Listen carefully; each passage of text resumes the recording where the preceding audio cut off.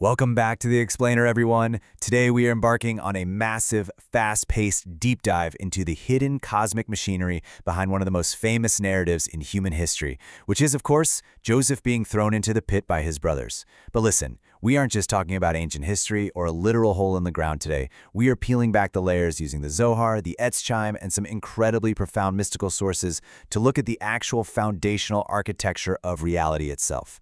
We're going to get into the nature of the void, the mechanics of spiritual survival, and the absolute non-negotiable necessity of the source code. So buckle up, because we are going all the way down into the depths today. Here is our map of the Pardes for this explainer. We're covering 1. The cinematic shadowed abyss. 2. Sud, the system collapse. 3. Cosmic engineering the Sephirots. 4. Video game survival mode. 5. Torah water cools Gehinnom. And finally, 6. Sweetening the deepest judgments. Let's get right into it. Section 1.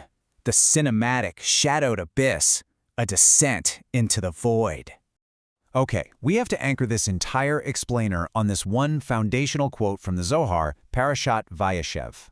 And the pit was empty, there was no water in it. Now you might be looking at that and thinking, well, yeah, obviously. It seems completely redundant, doesn't it? Like if a pit is empty, clearly there's no water in it. But as you guys know, in the mystical tradition, there are literally no wasted words.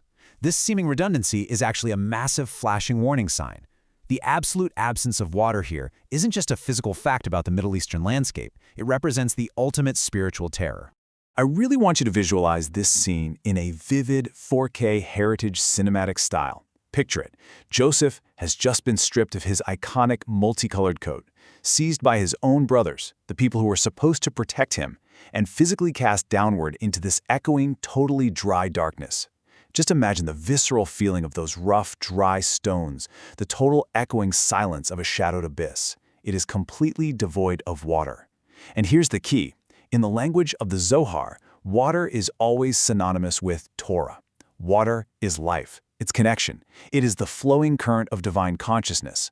So, to be forcefully thrown into a space with absolutely no water is to be completely, violently severed from the life force itself. Section 2. Sod, the system collapse, from ancient stones to digital void. To really grasp what's happening here, we need to pivot from the physical pit to the sod, the deep, secret, mystical layer. And the best way to understand this is through a modern tech analogy. On the left, we have the physical pit with no water. But on the right, in the sod layer, that pit is essentially a dead server. It is a piece of hardware entirely cut off from the continuous flow of Torah data.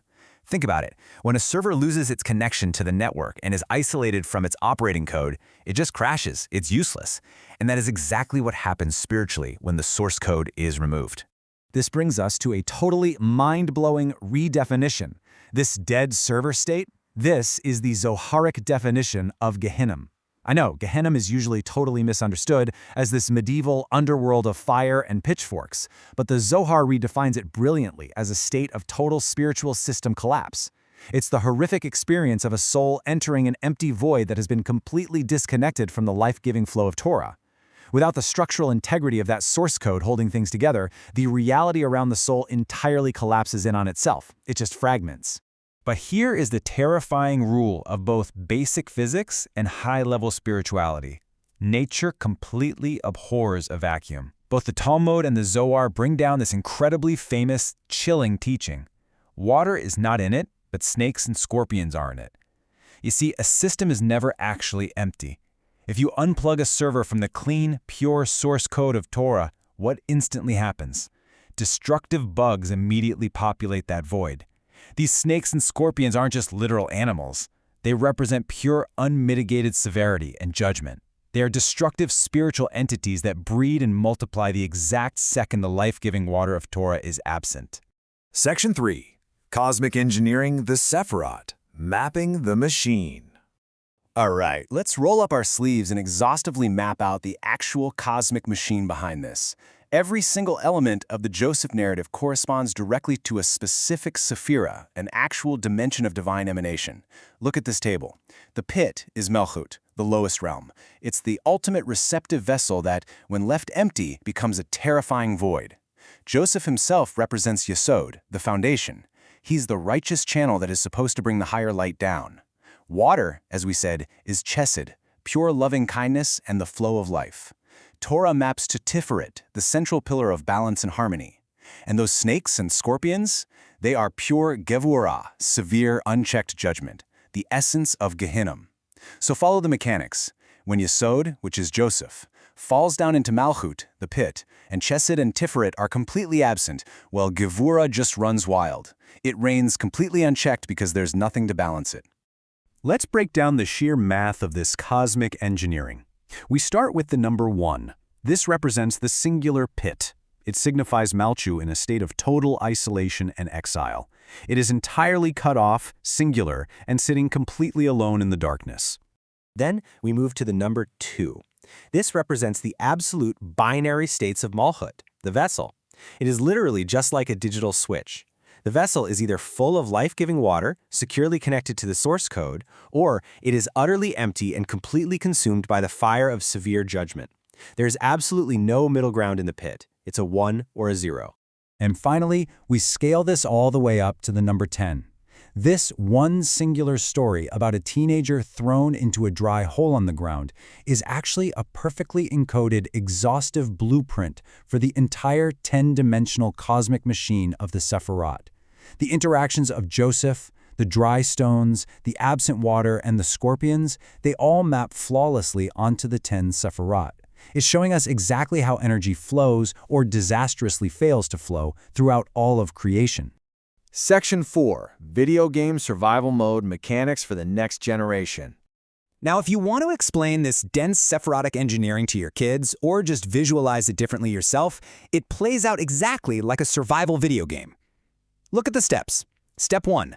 The player, representing Yesod, drops into the void zone, which is Malchut. Step 2, because this zone is totally empty of light, red enemies, the scorpions of Gevurah, instantly spawn in. They just auto-populate the map.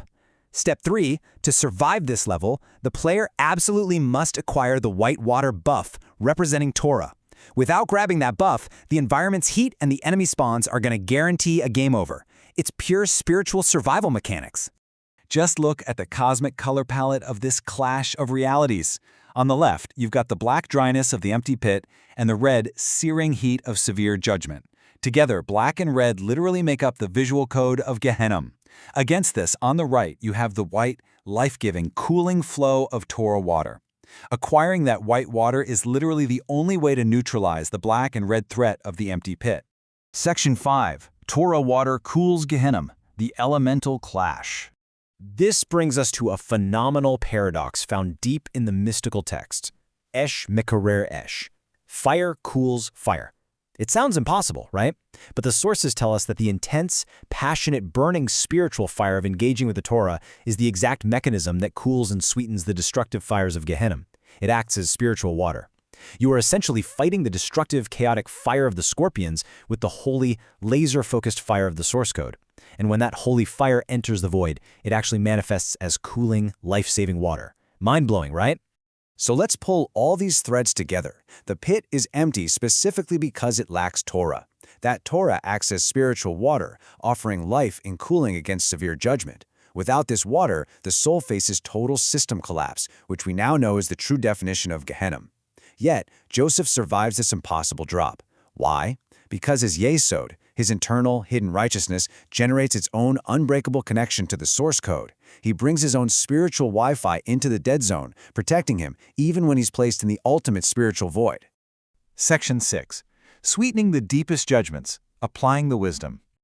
So, let's make this real for you right now. When the pit of your own reality feels completely empty and dry, when you feel like you are in a system collapse, just surrounded by the snakes and scorpions of anxiety, harsh judgment, and chaos, what living water are you actively pulling down to fill that void? Because remember the rule, if you don't intentionally fill the server with the source code, the destructive bugs are going to spawn automatically. You can't just leave it empty. So I want to leave you with this final, provocative question to chew on. How will you channel the source code, the cooling, life-giving waters of Torah, to sweeten the strict severities in your own dimensions this week? Remember, you are the player dropping into the void. You must acquire the buff to change the reality of your pit. Thank you for joining us for this complete journey through the Pardes. We hope these ancient truths help you and your family improve your own dimensions this week. If you enjoyed this full chapter deep dive, please like, subscribe, and share which part of the journey touched your soul in the comments. We'll see you in the next chapter.